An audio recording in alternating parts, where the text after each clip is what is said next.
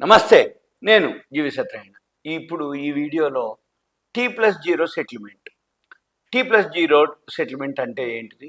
ఈ T+0లో ఇప్పుడు ప్రస్తుతం ఒక 500 కంపెనీలు యాడ్ చేయడం జరుగుతుంది. ఆ 500 కంపెనీలు ఎందుకు జరుగుతుంది? ఏం జరుగుతుంది? T+0 అంటే ఏంటో చూద్దాం. T+0 టీ అంటే ఏంటిదంటే ట్రేడింగ్ డే.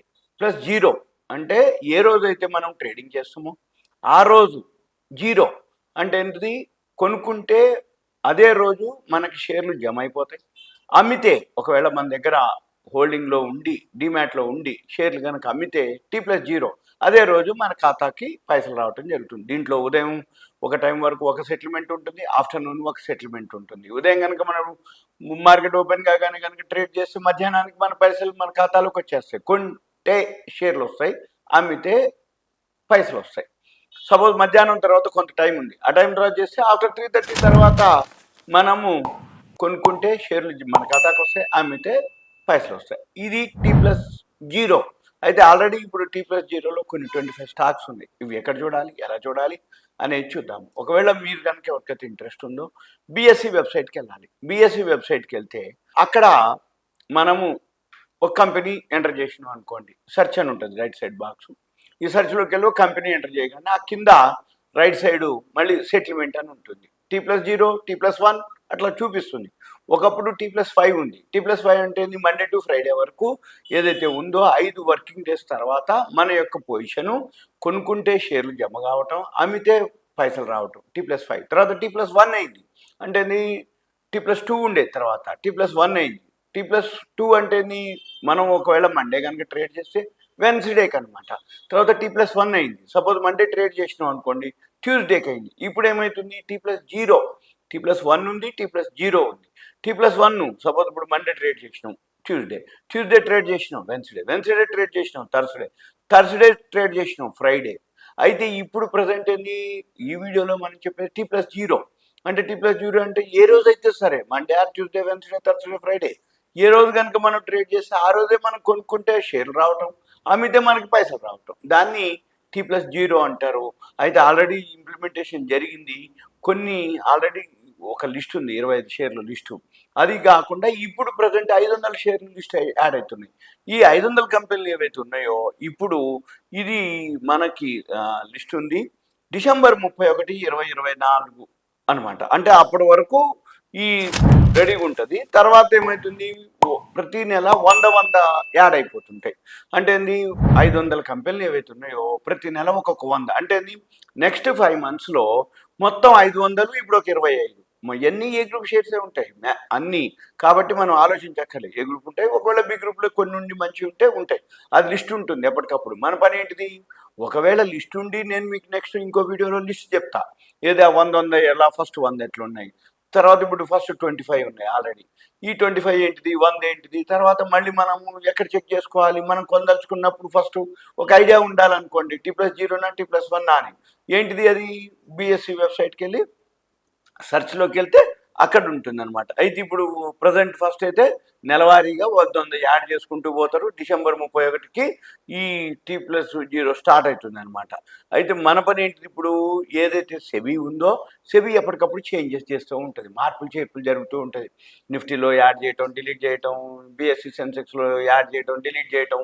ఇప్పుడు ఇటువంటి మార్పులు కానీ లేకపోతే సెబీ కొన్ని వార్నింగ్ ఇవ్వటం, అంటే ఇప్పుడు ఈ మధ్య కాలంలో అన్లిస్టెడ్ షేర్లు బాగా పాపులర్ అవ్వటం, అన్లిస్టెడ్ షేర్లు ఎక్కడికి పడితే అక్కడ ఎవరు పడితే వాళ్ళు అమ్మటం చేయటం జరిగింది. అవన్నీ డబ్బా ట్రేడింగ్లని ఇట్లాంటివన్నిటి మీద సెబీ ఒక రూల్స్ పాస్ చేయటం, యాక్షన్ తీసుకోవటం, ఇవన్నీ జరుగుతూ ఉంటాయి. మన పని ఏంటిది, ఎప్పటికప్పుడు సెబీ ఏం చేంజ్ చేస్తుంది, ఎందుకు చేంజ్ చేస్తుంది, దానివల్ల బెనిఫిట్స్ ఏంటిది, ఆ చేంజెస్ ఏంటో తెలుసుకోవాలి.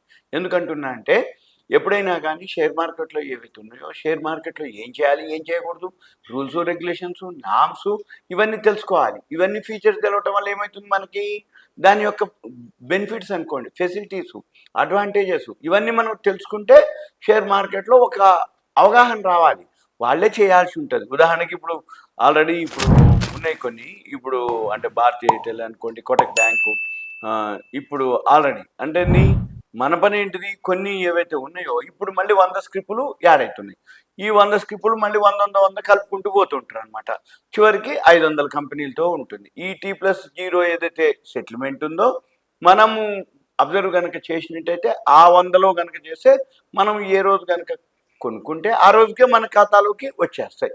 ఈ T+0 ఏదైతే ఉందో ఇప్పుడు దీంతో ఏంటంటే దానివల్ల బాగా ట్రాన్స్పరెన్సీ అంటే ఎప్పుడైనా కానీ ఏదైతే మనం కొనుక్కుంటామో వస్తువు మన ఖాతాకు వచ్చేయాలి. అంటే మనం ఒక వస్తువు కొన్నాం, పైసలు ఇచ్చేసినాం, మనకి వస్తువు ఉండాలి. లేదు అమ్మేసినాం, మనం వస్తువు ఇచ్చేసినాం, మనకు పైసలు రావాలి. సేమ్ ఇప్పుడు ఏంటిది, షేర్ కొన్నావు, వస్తువు అనుకోండి, ఒక ఇన్స్ట్రుమెంట్ అనుకోండి, కొన్నావు, పైసలు ఇచ్చేసినావు, మనకి షేర్ రావాలి, డిమాట్కి వెళ్ళిపోవాలి. మనం అమ్మేసినాం, షేర్లు వెళ్ళిపోయినాయి, మనకి అమౌంట్ రావాలి. సింపుల్ అనమాట. అయితే ఇవన్నీ కూడా అవసరమైనటువంటి ఎవరైతే క్వాలిఫైడ్ స్టాక్ బ్రోకర్లు అంటారు వాళ్ళు అంతా కూడా సిస్టమ్ని అప్డేట్ చేసుకోవటం.